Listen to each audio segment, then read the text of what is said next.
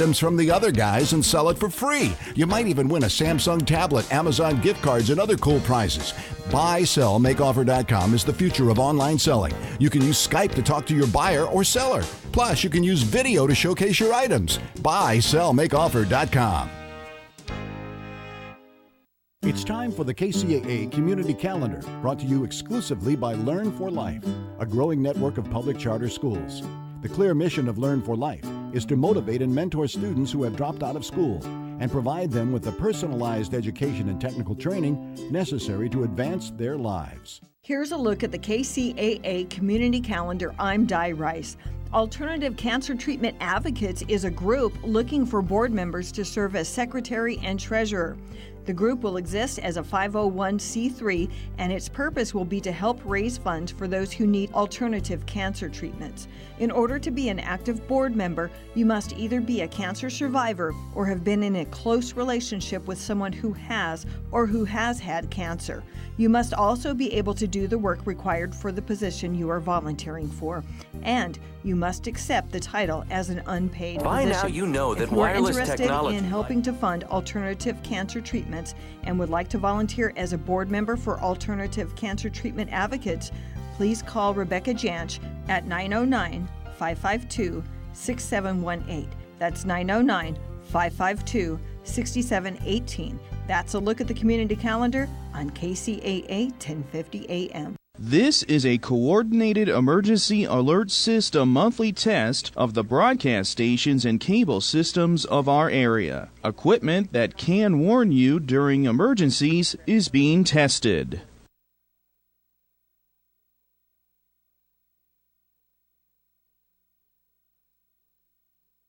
This concludes this monthly test of the emergency alert system. If this had been an actual emergency, such as an earthquake, fire, or flood, official messages would have followed the alert tone. KCAA 1050 AM serves the Riverside San Bernardino area.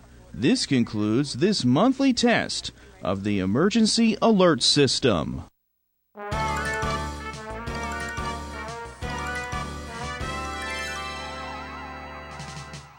It's 2 o'clock Pacific and 5 p.m. on the East Coast. Live from his crib in Soho, New York City, it's the Poorman.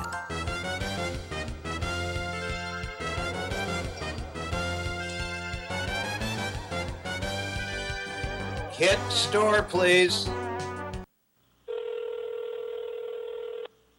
Good afternoon, Subway. May I help you? Yes, is this Subway? Yes. Do you have meatballs? Yeah. Do you have little meatballs? Excuse me. Hello?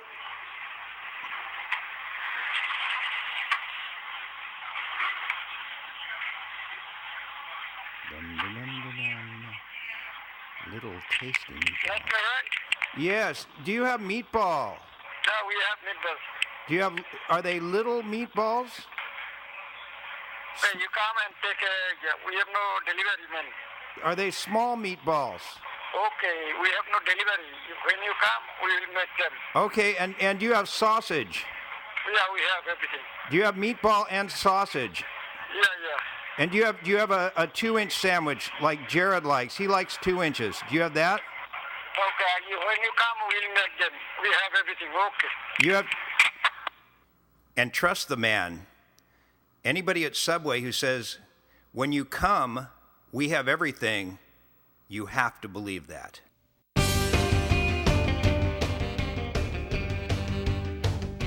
Surf's up, and it's time for the Surf City Beach Report with Huntington Henry. Thank you, Pat Matthews. I'm here in Huntington Beach, California. Overcast with drizzle morning hours to early afternoon hours at the beaches. Some late afternoon clearing, air temperatures topping off only low 70s after our morning low air temperatures in the mid-60s. The wind calm to light onshore morning hours, increasing in the afternoon up to about 10 miles per hour, and that clears out some of the cloudiness down here at the beach. More of the same weather expected for tomorrow. Now, if you're chasing the surf, Ventura County line up that way, I found 2 to 3 feet. Zuma Beach, Malibu through Venice, south 1 to barely 3 feet. South Bay only 1 to 2 feet. Huntington Beach, Newport 1 to 3 feet. Salt Creek, Trussville 2 to 3. And Oceanside looks the best so far today, but still on the crummy shape side, 2 to 3, maximum 4. We have water temperature mid to upper 60s all areas, and expect a slight increase in the surf from the south, and that'll start coming up by Thursday. Our sunrise 5:47 a.m. with low tides in the morning 0.02. High tides around 3 p.m. 4.8, and then low tide again tonight after our sunset 8:06 p.m. Hey, I want you to visit my YouTube channel, Henry Surf Showcase. A few years back, I found a secret spot in Maui, and you might want to check it out. It's me surfing all by myself in Maui. Check that out on my YouTube channel, Henry Surf Showcase. Yeah, probably you surfed it by yourself with a few sharks. You know what? I didn't see any sharks there, but those big, what are those Mako tiger sharks? Yeah, watch out for those guys. Wow. Hey, Henry, ever since you've done this beach report, which has almost been 2 weeks, we have still been waiting for a big summer south swell. We need a big swell. It's got to come pretty soon. It seems like we're due. Last year around August, we had that big Hurricane Marie swell. That was huge in Newport, and I'll keep my eyes peeled, and you'll be the first to know there in New York City, Poorman.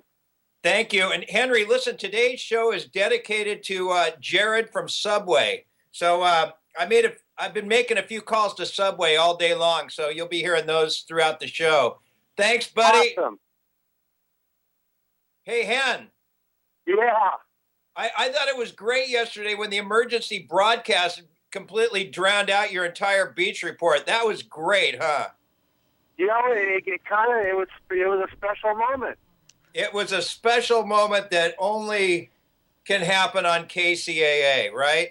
No, it only can happen in the whole radio market, Poorman. Ooh, is that Mark Westwood? It is Mark Westwood, and I'm really ticked off. What are you ticked off about? You don't call my employees and chew them out for an emergency alert system broadcast that is a tone-generated alert that goes to all radio stations. How long have you been in broadcasting, Poorman?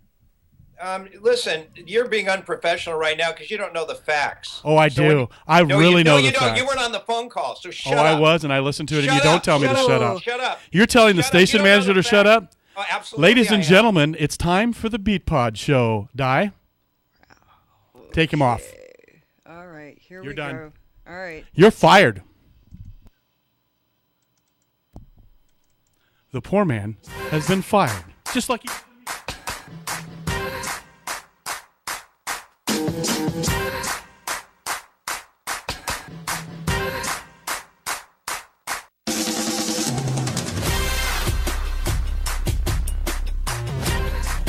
Hey guys, this is Kate Vogel. Hey, we're distant cousins. Hi, I'm Leah Thompson. Hey, it's David Mazouz. We're the Philharmonic.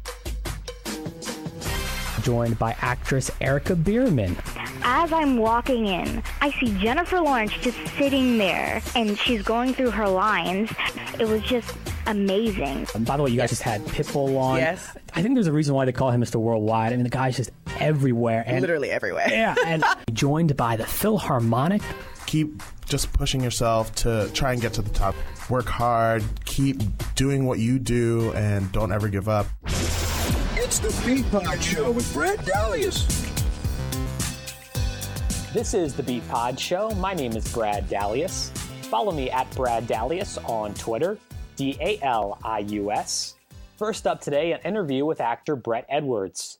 Brett's credits include Clint Eastwood's American Sniper, along with his most recent film being The Longest Ride. Then we'll turn to conversations with actresses Marie Moutet and Madeline Zima. Marie Moutet has appeared on several French TV series, along with starring in the drama film Welcome to New York. As for Madeline Zima, she's no stranger to the acting world, as she's been acting professionally since 1992. We'll talk about her career in film, along with her current projects. And later, we'll cap off today's show with an interview with Jessica Lee Keller.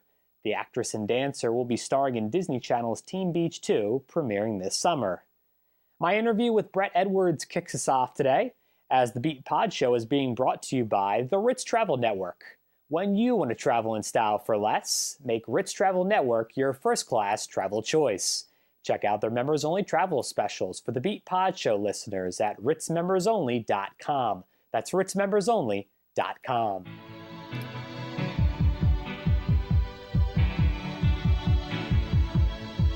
Hey guys, this is Kate Vogel, and you are listening to the Beat Pod Show with Brad Dahlia.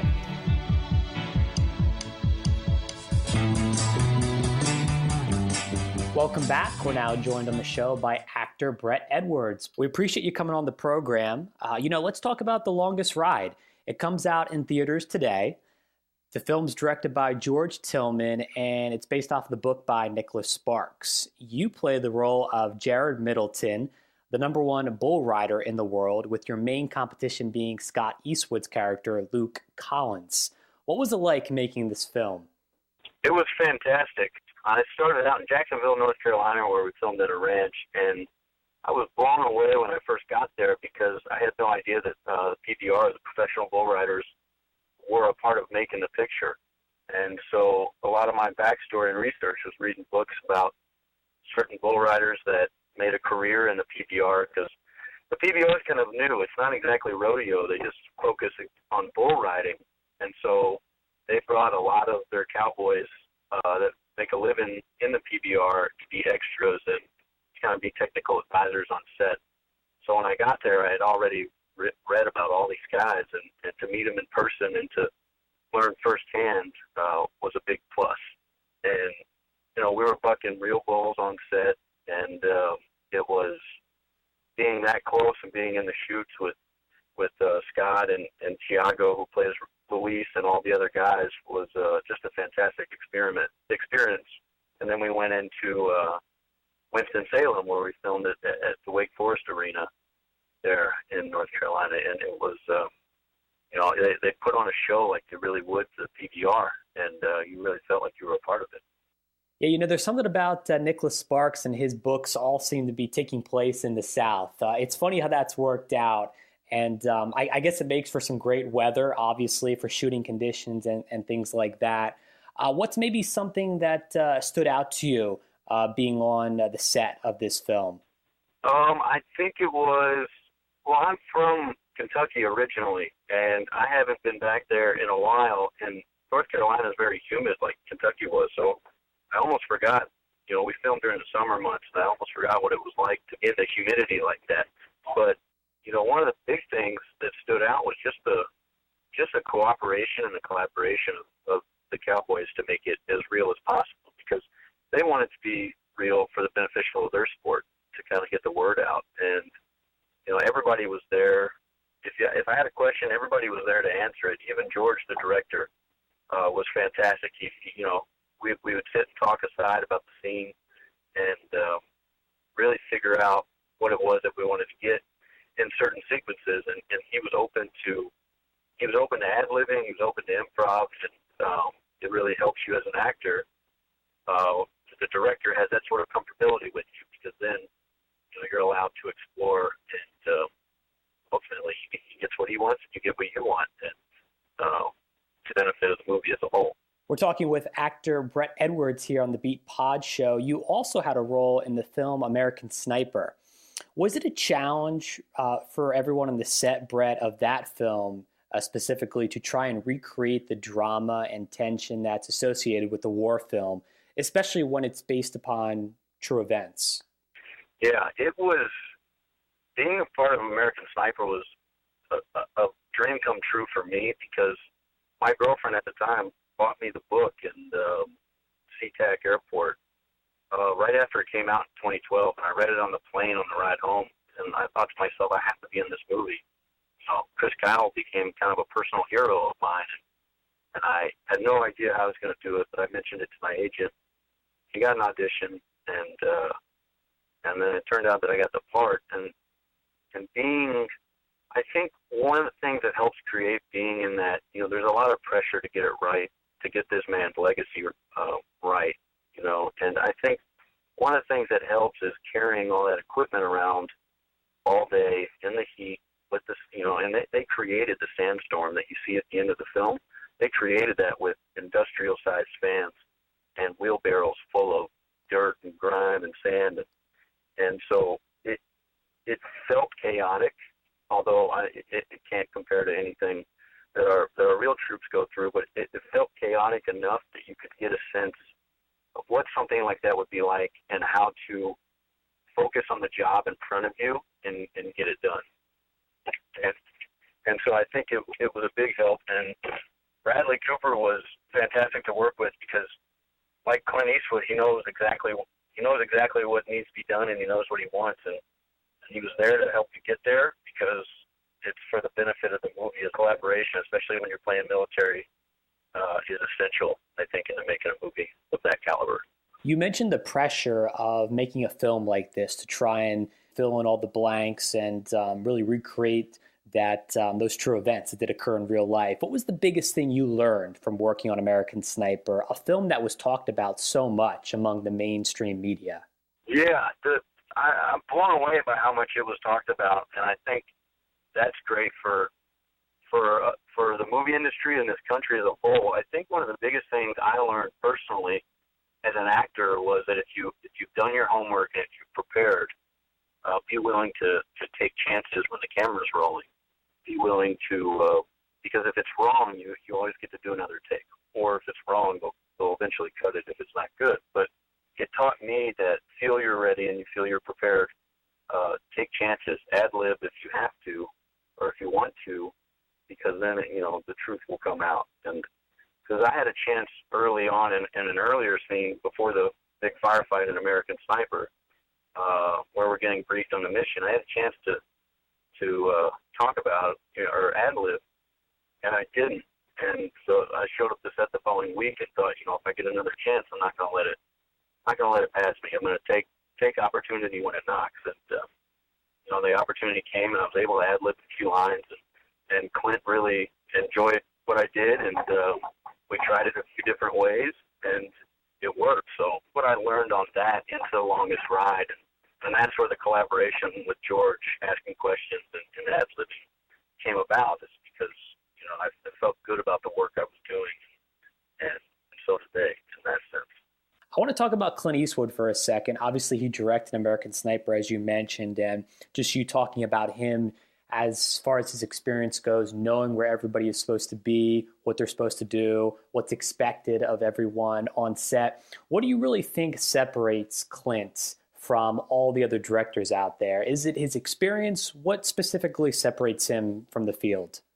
I think it's experience mixed with exact vision of what he wants, because he's been in the business over 50 years and he's seen what works and what doesn't work, and so that experience enables him to have a clear vision on what he wants. And he knows, he's watching the monitor, and as soon as it happens, he knows if it's going to work or if it doesn't.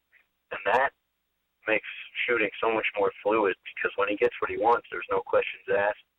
You cut, print, and you move on.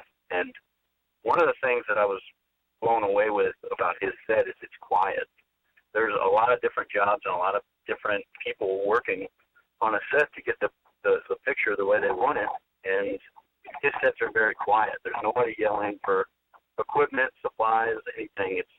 They speak quietly into the radio to get it done in an extremely timely fashion. And there wasn't one day that we went over an 8-hour shoot day, which a normal shoot day is about 12 hours. And, we'd show up early and we'd get done early. And it made it go by so fast that I wish it would have taken longer, because it was, just a great learning experience. Let's go back for a second. One of your big breaks came when you got accepted into the John Kirby acting studio here in Los Angeles. Talk about your relationship with John and how he really helped to pave the way for you in the industry.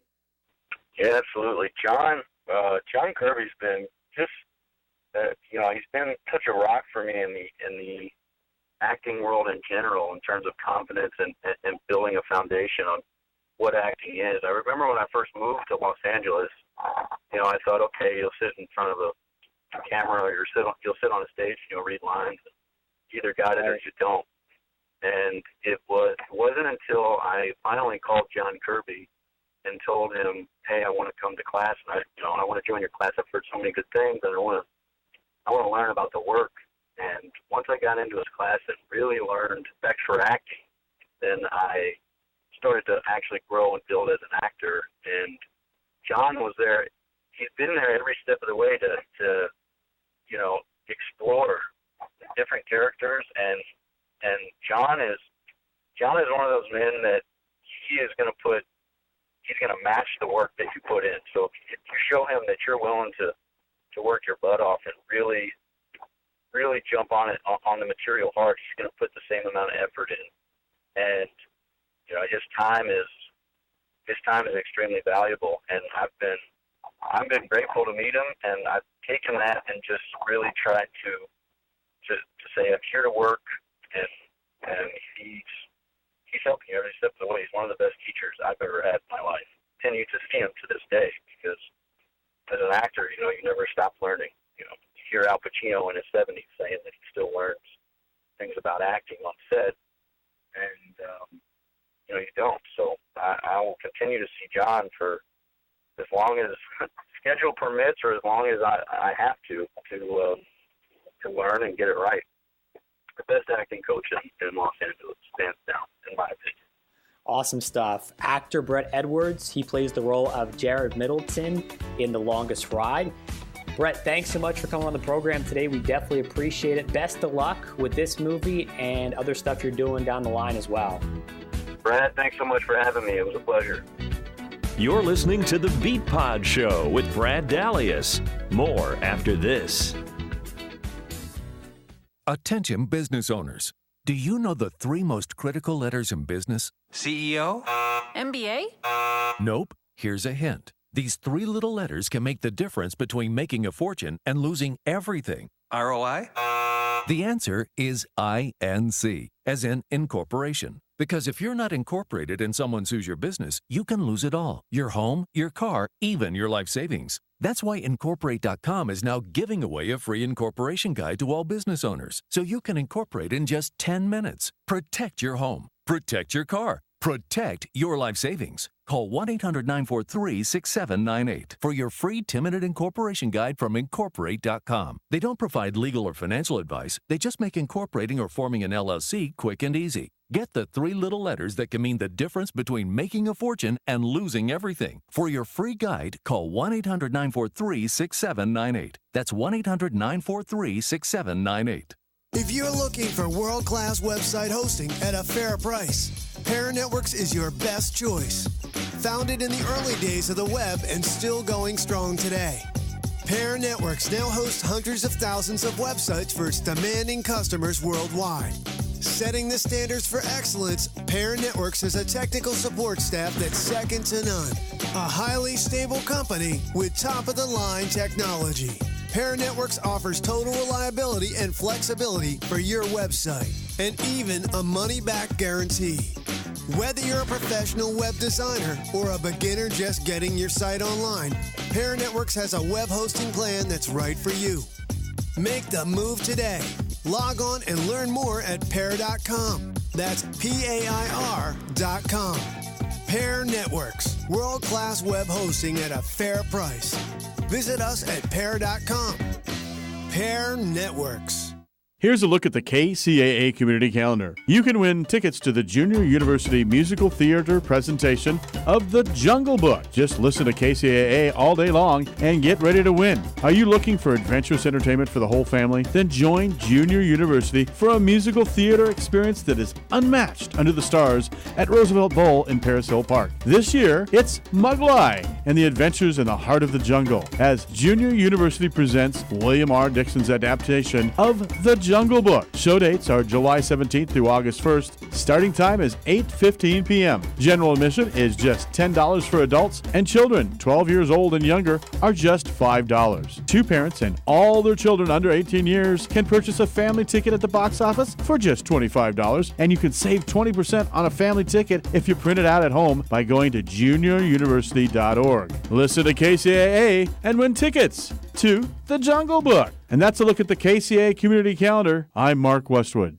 No sooner done than said on AM 1050 KCAA. Direct from the entertainment capital of the world, this is the Beat Pod Show. Once again, here's your host, Brad Dalius. French actress Marie Moutet can be seen in the drama film Welcome to New York, and she can now be heard here on the Beat Pod Show as she joins us over the phone. We appreciate you coming on the program. I understand you're currently living in LA right now. Now, you were born in France originally, but I understand that you spent some of your time growing up here in the States, in New York City. Yeah, I did. I did live in New York when I was younger, and so it was the East Coast. And then I started to come here for work since 2 years. Welcome to New York, the film. Let's talk about it. It was released through IFC Films back on March 27th in select theaters and on video on demand. How was it working on this film? Oh, it was great. It was a big challenge. The subject was very intense, and being able to work with Abel Ferrara and Gerard Depardieu and Jacqueline Bisset was just a blessing. It was very interesting, and it was a very unique experience.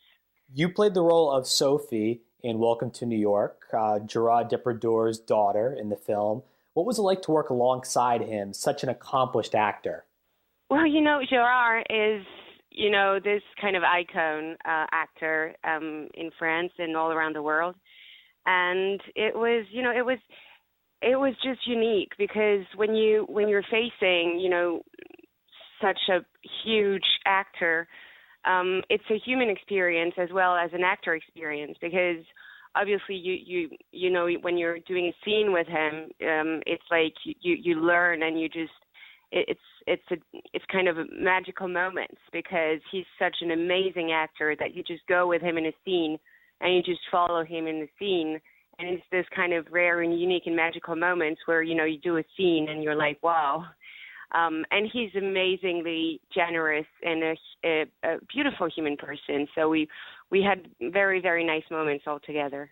Now, you've worked obviously in France and on films and in TV series over there, and you've also had a taste of American film and how production works over here. What are some of the biggest differences between working on a French production as compared to an American production?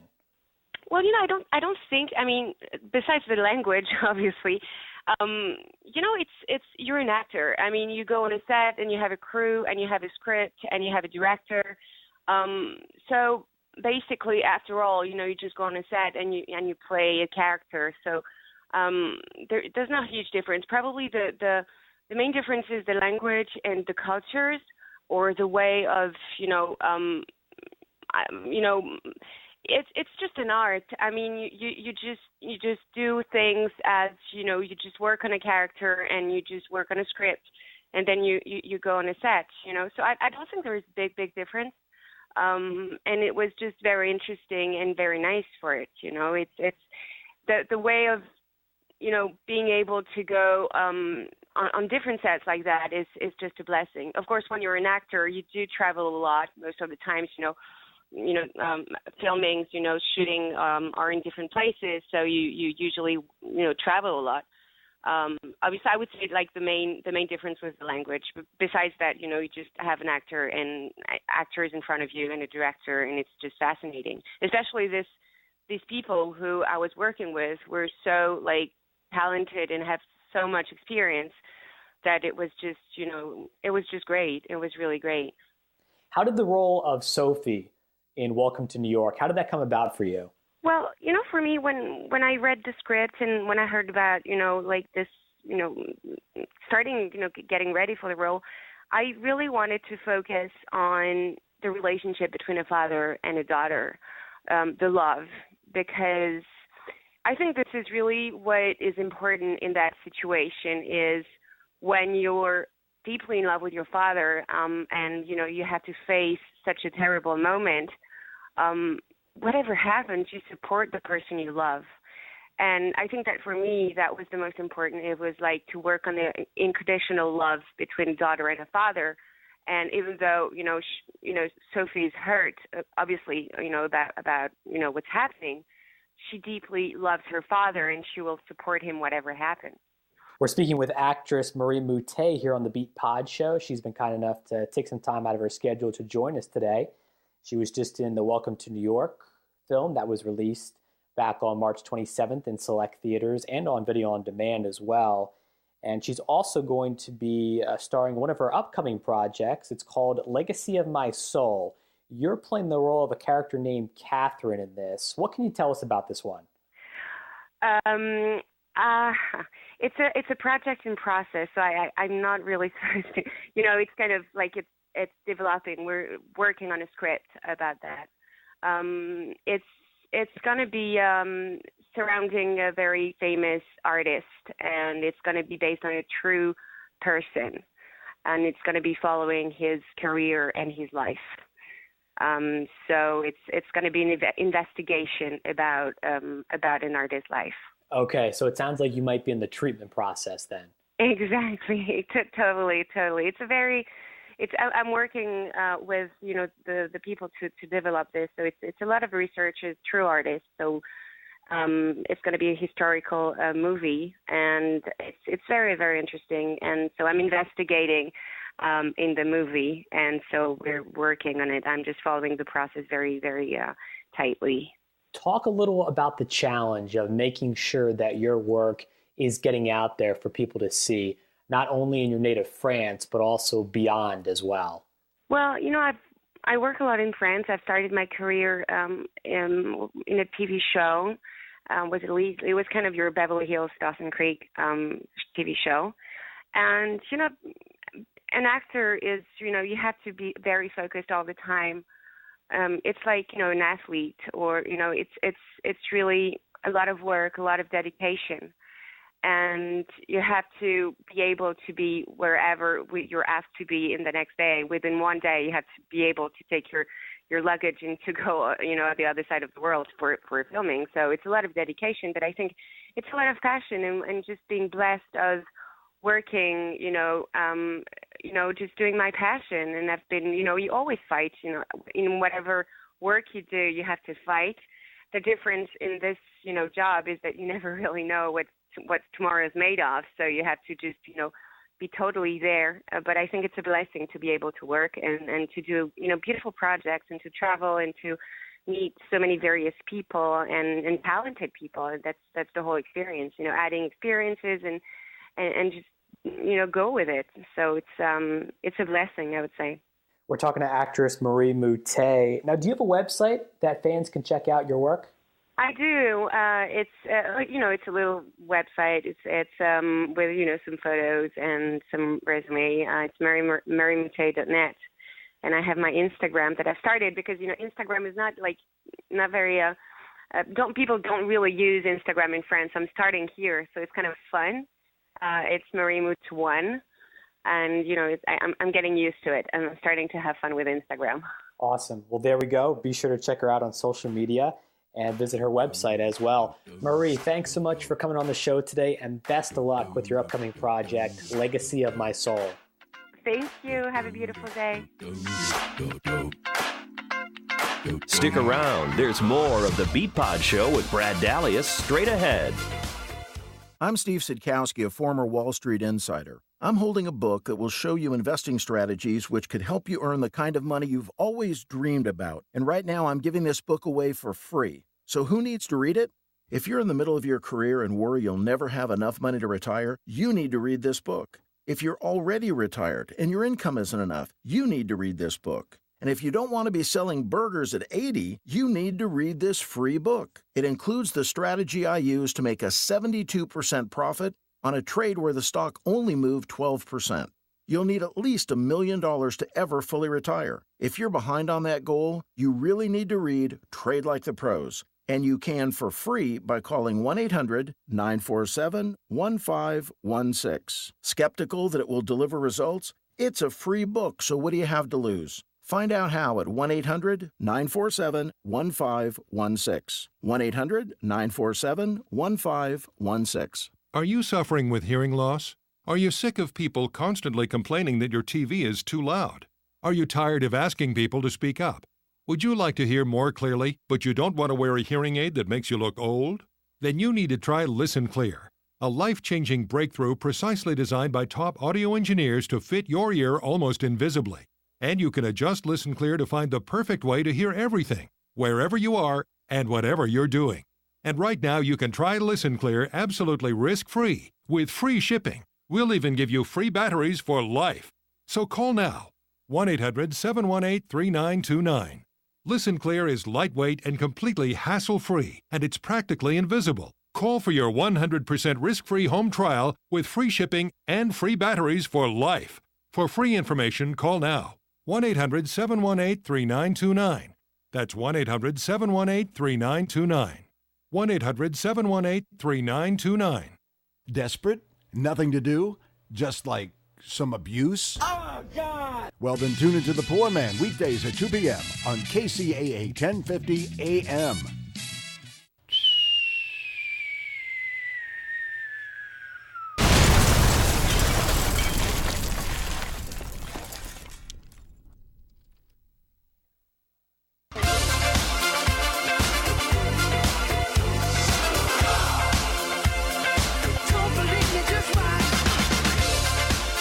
Now, more of the Beat Pod Show with your host, Brad Dalius.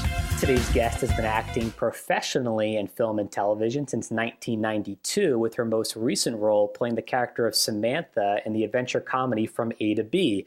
As we say hello to actress Madeline Zima. How are you today? I'm wonderful. How you doing, Brad? I'm good, thanks.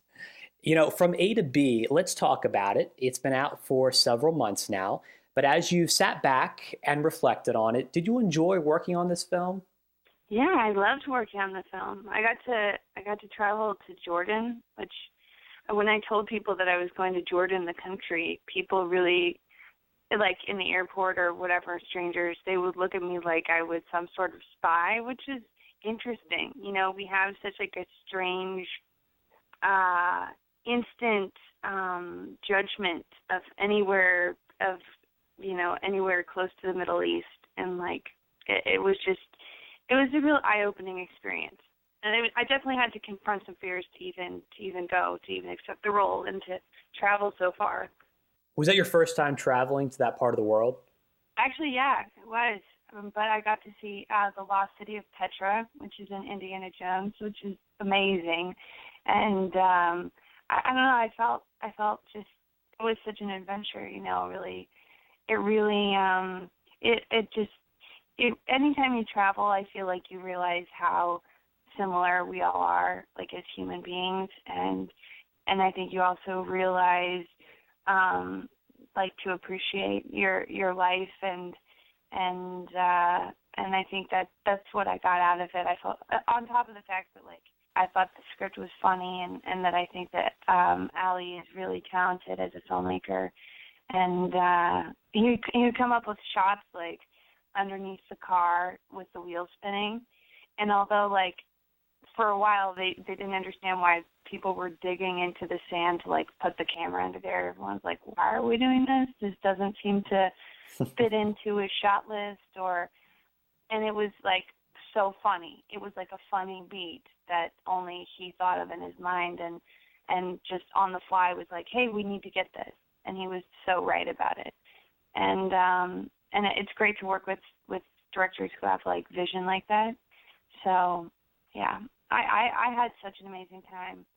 It was like, I got to ride horses. I was like my own little Indiana Jones experience.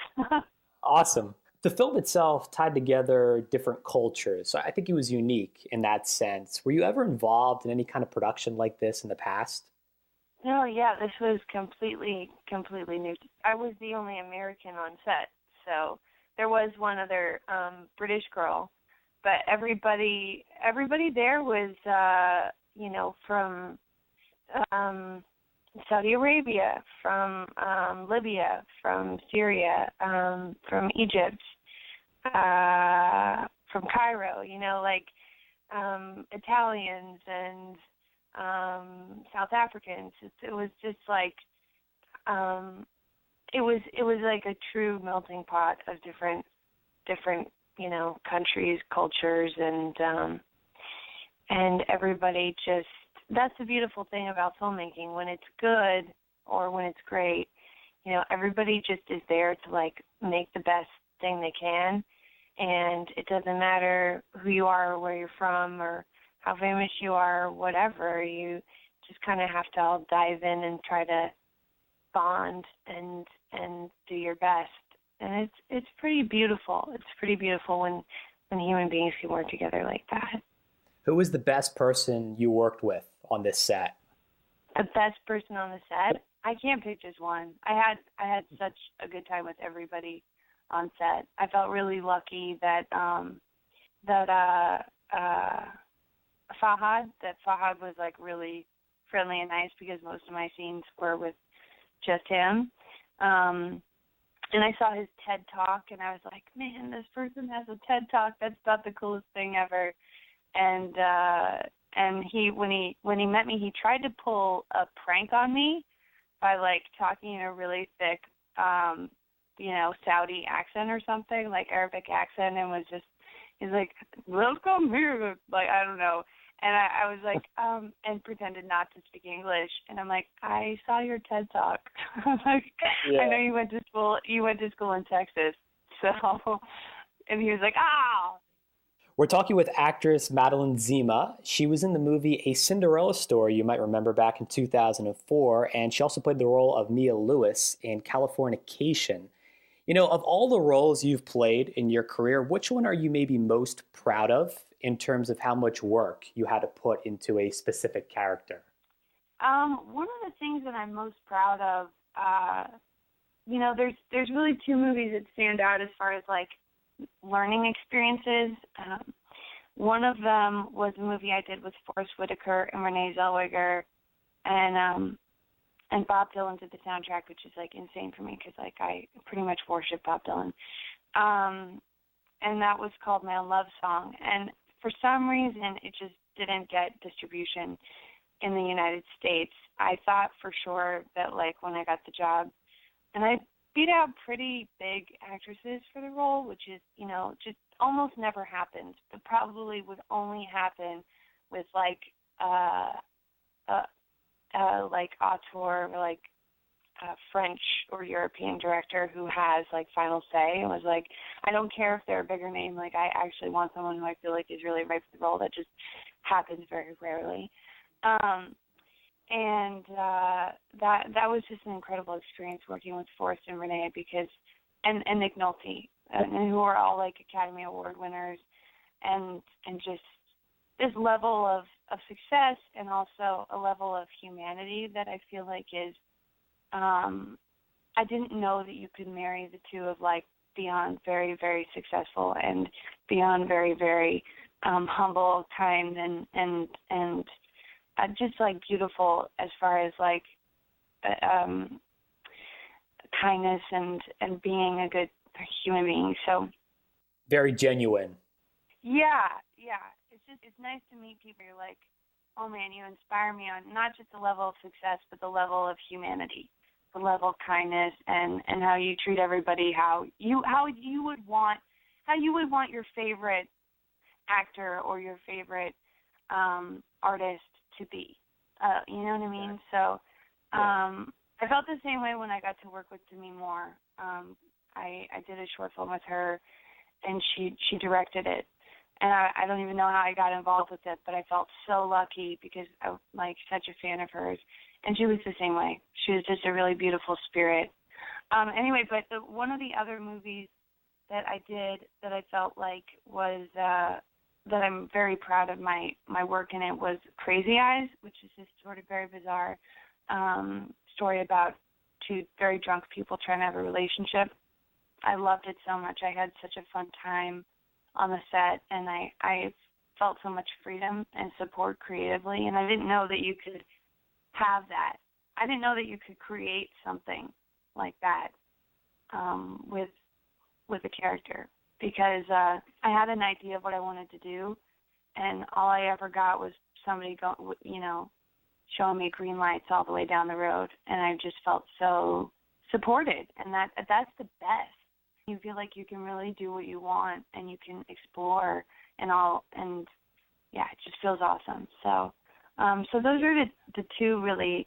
My Own Love Song and Crazy Eyes are the two films that I feel like I learned the most, and also the ones where I feel extremely proud of the work and of the end result. So. Now, acting is somewhat of a family affair for you, as you have two sisters who also act. Will they ever reach out to you for advice? Yeah, totally. I mean, when I helped my sister with an audition the other day, and anytime we go out for the same things, which happens every once in a while, I'll do something very specific, and I'll be like, you do something very specific, and we'll kind of see what works and play to our own strengths. And yeah, I mean, I talk to my sisters every day. They're my best friends. So I try to give them advice about their personal lives. I try to give them advice about acting. I try to give advice, but you can't tell anybody what to do ever. So pretty much I just have to love them, and that's what you do.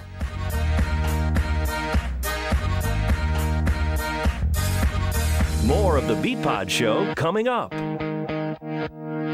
Anyone can create a podcast on the web. In fact, there are millions of them online. But if you want quality internet talk radio, just remember this address, TalkZone.com. TalkZone is internet talk radio for planet Earth with talented hosts, great guests, and good conversation. Ready to share your thoughts and ideas with a global audience? Become a TalkZone show host yourself. Learn more at TalkZone.com. Internet talk radio for planet Earth. TalkZone.com. Attention business owners. Do you know the 3 most critical letters in business? CEO? MBA? Nope. Here's a hint. These 3 little letters can make the difference between making a fortune and losing everything. ROI? The answer is INC, as in incorporation. Because if you're not incorporated and someone sues your business, you can lose it all. Your home, your car, even your life savings. That's why Incorporate.com is now giving away a free incorporation guide to all business owners, so you can incorporate in just 10 minutes. Protect your home. Protect your car. Protect your life savings. Call 1-800-943-6798 for your free 10-minute incorporation guide from Incorporate.com. They don't provide legal or financial advice. They just make incorporating or forming an LLC quick and easy. Get the 3 little letters that can mean the difference between making a fortune and losing everything. For your free guide, call 1-800-943-6798. That's 1-800-943-6798. If you want to register your own .com and are looking for a responsible, sustainable, high-quality domain name registrar, then look at Pairnick.com. Pairnick includes a ton of value-added services like a parking page, Whois, privacy, dynamic DNS, and much more with every domain name registration at no extra cost. Not many companies can say that. So give Pairnick.com a try today. Pairnic.com. Desperate? Nothing to do? Just like some abuse? Oh, God! Well, then tune into The Poorman weekdays at 2 p.m. on Kcaa 1050 AM.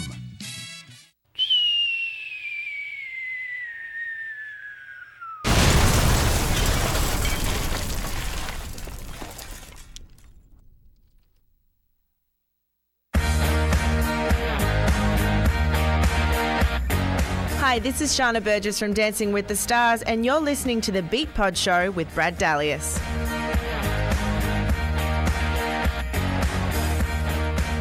Welcome back. You can catch today's guest on the upcoming Disney Channel movie Teen Beach 2, set to premiere this summer, as we say hello to Jessica Lee Keller. Great to have you on today. Thanks for having me. I'm very excited. Oh, it's a pleasure. It's great to have you on. I appreciate you taking some time out of your schedule to join us here today. Absolutely. And, Teen Beach 2, let's talk about it.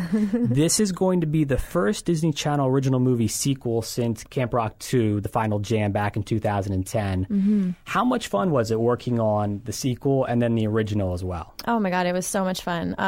We were lucky enough to get the entire cast from the first one into the second one, and I also do associate choreography on both movies, and getting to create all of the movements with the choreographer and with the director, and working so closely, and then also getting to be a character in the films it was amazing. It was so much fun, and everyone just has a blast, and yeah, we're very, very excited to share what we created. So yeah. No doubt. It's also the fourth Disney Channel original movie to be filmed in Puerto Rico. Some great scenery, I would imagine, down there. Stunning. Yeah, very, very hot. No doubt. Let's see, what was the time frame? You filmed this last summer, correct? We filmed this, yes, July and August of this past summer. The first one we did in February and March of 2012, I believe. Okay. And time flies. Time flies, definitely. And, the winter is definitely different than the summer, though it's still hot. So we had water standing by. Cold towels on the necks, definitely. Oh, I'm sure. Yeah. No question about it. As far as Teen Beach 2 goes, what should fans expect in this one as compared to the original? What's going to be different? What can fans maybe expect from your character as well? Kind of shed some light on it for us. Okay. I think that they can expect a lot, not necessarily more fun. I mean, definitely more fun. I think that we ramped it up a little bit as far as all the songs they're quicker. They have more punch to them. They have more, a little bit. We pumped it up for you guys. And, my character still blows all the bubbles and the pink shoes. And yeah, I think that it's just a step above, we keep pushing in our boundaries and our limits. And we're very excited to give you more and hopefully more after that. Now, Teen Beach 2 features a star-studded cast of youngsters. I guess you could say you have Ross Lynch, Maya Mitchell, Grace Phipps. How do you think director Jeffrey Hornaday was able to keep everyone in check? Jeffrey is phenomenal. He is so passionate about what he does, and he really treats the cast not as kids, and he treats them as professionals. And I think it's really great. I think that he's got a very special eye for, he started as a choreographer, so, flash dance and all that kind of stuff, and right up your alley. Street, and so, it's for me, it was really cool to watch him direct, because he is from that old school choreography, and he just pushes the characters and pushes, the fun. He always wants to have fun, and if it's not funny, it's not working. So how do we make it more fun? How do we get in there and, make the jokes and make it real and honest? I've talked to a lot of different actors and actresses, and they say that everyone has a different philosophy as far as the directors go. Some like to play music, have a really loud and lively production set. Some are very quiet and reserved. What was Jeffrey? What was his persona like on set? He's just so passionate and honest. It's like if he wants something, he's gonna get it. And I like it. I appreciate that. We're talking to Jessica Lee Keller here on the Beat Pod Show. She's been kind enough to take out a few minutes of her time today to come on and chat with us. Now, in addition to acting, you also dance and choreograph as well. And you've performed on Dancing with the Stars, American Idol, just to name a few. Is dancing really your true passion? Dancing, yes. I started when I was 6, and I still have this vision of me chassing across the floor, holding a friend's hand, and just having the biggest smile on my face.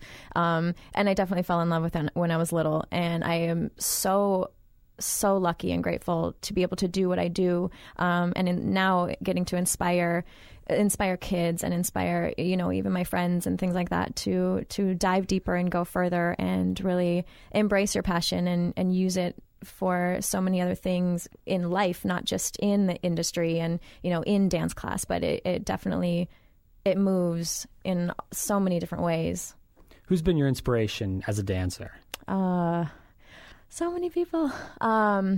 Sylvie Guillaume is insane, so please go look at her stuff because she's incredible. Martha Graham, Desmond Richardson, he's insane. Just to name a few. Those are, I think, my highlights for sure. Yeah. I think it's great.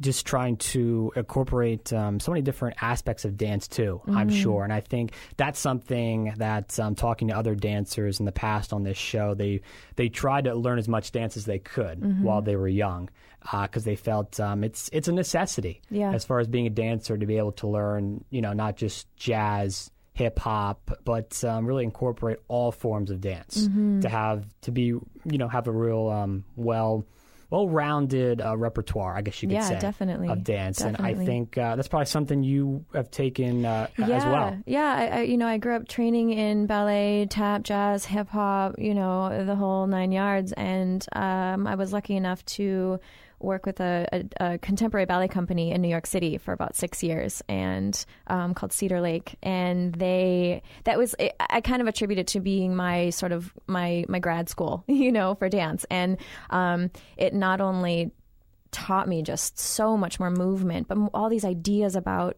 how the body can move that I never even imagined were possible, using the senses and the imagination and pushing, and obviously pushing is you do that a lot, but just going more inside the body instead of everything so external, movement, but going inside and really understanding why things move the way they do. And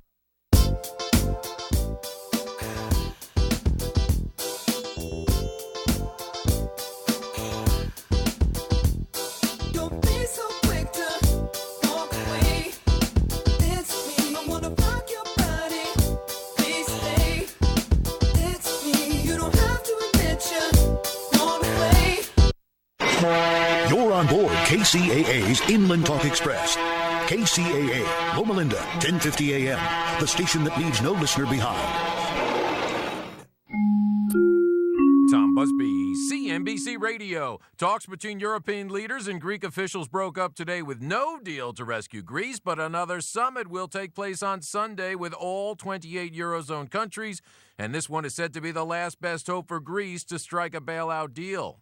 A stunning turnaround on Wall Street today. The Dow down 218 points early on worries about Greece, but investors dove into safe haven consumer staples and utilities. The Dow ended 93 points higher, the biggest reversal in nearly 4 years. The Nasdaq up by 5.